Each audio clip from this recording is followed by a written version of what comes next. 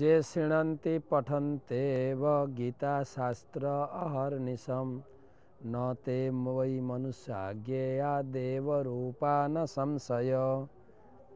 प्रतिदिन गीता पाठ व श्रवण करलेই আপনি দেবতুল্য। আজকের গীতা পাঠ নবম অধ্যায় 29তম শ্লোক রাজগুজ্জ যোগ। সময়ং সর্বভূতেষু ন মে দেশোস্তি ন প্রিয় যে ভজন্তি তুমাং ভক্ত্যা মৈতে তেষু চাপ্যম।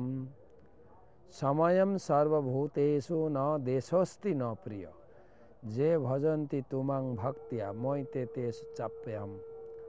ভগবান বলছেন, এই জগতে আমি সকলের পিতা, সকলেই আমার কাছে সমান। সময়ং সর্বভূত, প্রত্যেকটি জীব, প্রত্যেকটি মানুষ আমার কাছে সমান। ন দেশস্তি ন প্রিয়, আমার কেউ বিদ্বেষ ভাবাপন্ন নয়, আমার কেউ অতি প্রিয়ও নয়, সবাই আমার কাছে সমান। কিন্তু পরের লাইনে তিনি কথা ঘুরিয়ে বলছেন, যে ভজন্তি তুমাং ভক্ত্যা, যে আমাকে ভজনা করে, যে আমার পূজা করে ভক্তি সহকারে, আমার নাম জপ করে, আমার ধ্যান তপস্যা করে, মৈতে তেষু চ অপিয়ম, সে আমার কাছে একটু বেশি প্রিয়। আগে বলছেন সবাই প্রিয়, কেউ আমার শত্রু নয়, বন্ধু নয়, সবাই প্রিয়।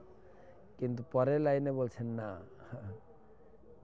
সেটাও ঠিক, যে আমার ভজনা করে, যে আমার পূজা উপাসনা করে, যে আমার ধ্যান ধারণা তপস্যা করে, সে আমার কাছে প্রিয়, বেশি প্রিয়।